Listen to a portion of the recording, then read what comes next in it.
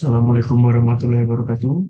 Perkenalkan, nama saya Revi Fatul. Di sini saya rencananya mau buat playlist untuk belajar matematika untuk mesin learning. Nah, sumber belajar saya tertera di layar ini bisa dibaca Mathematics for Machine Learning. Jadi matematika yang akan kita belajar bareng-bareng ini merupakan matematika yang esensial dalam machine learning. Jadi nggak semua konsep matematika kita harus tahu. Yang penting esensinya aja dan yang dipakai di mesin learning apa aja. Sebelum masuk ke materi, kita akan melakukan introduction dulu. Sebelumnya, buku ini itu merupakan karangan atau autor-autornya adalah dari Mark Peter Desenroth, A. Aldo Faisal, sama Cheng Sun Ong. Kita masuk ke motivasi kita belajar itu untuk apa. Kita sudah tahu bahwa kita akan belajar ujung-ujungnya, kita mau mempelajari algoritma yang ada di machine learning, terutama yang populer-populer. Terus kenapa kita butuh matematika? Kasarnya yang saya tahu, setiap model machine learning itu memerlukan input yaitu data. Dalam mencari pattern di dalam data-data itu, kita perlu melakukan eh, optimasi parameter. Jadi kita mencari sesuatu di dalam formulasi itu supaya fit ke data yang kita masukkan ke formulanya. Semoga paham. Di buku ini kita akan harapannya adalah kita dapat menguatkan fondasi matematika kita sebelum masuk ke pemahaman algoritma di machine learning.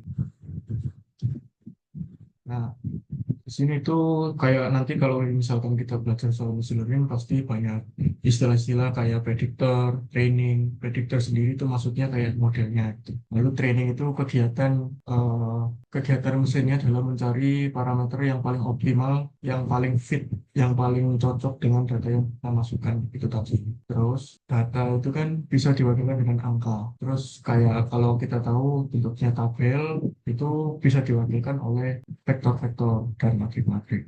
Seperti itu. Terus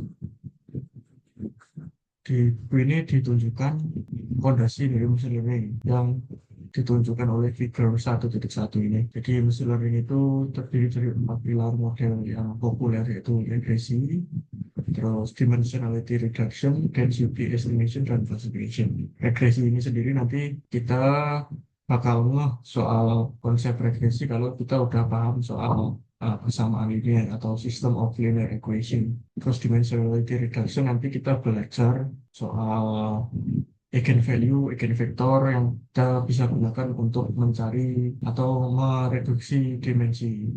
Terus density estimation nanti kita belajar saat kita belajar pondasinya di kalkulus, yaitu intinya dalam intinya machine learning lah. Dia kan mencari parameter yang paling cocok gitu. Dalam melakukan optimasinya itu kita melakukan optimalisasinya itu di salah satu konsep yang ada di density estimation. Terus ada klasifikasi. Nah, kalau diibaratkan di visualisasi ini, kalau pengen membangun 4 pilar ini, dia kan perlu pondasi. Nah, pondasinya itu konsep-konsep matematikanya. Kita mulai dari bawah ke atas, gitu, ground up.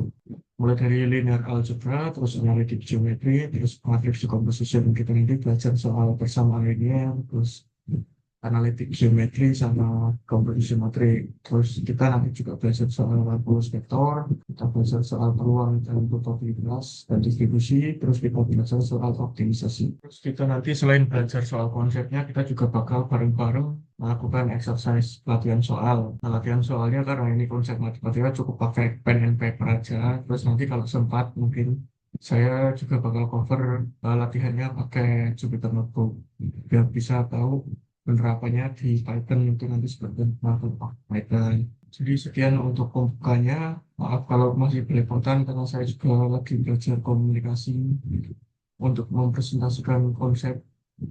Jadi karena sedang melakukan learning by teaching gitu. Jadi maafkan kalau ada kurang lebihnya.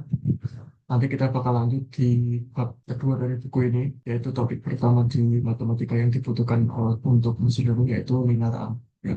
Wassalamualaikum warahmatullahi wabarakatuh.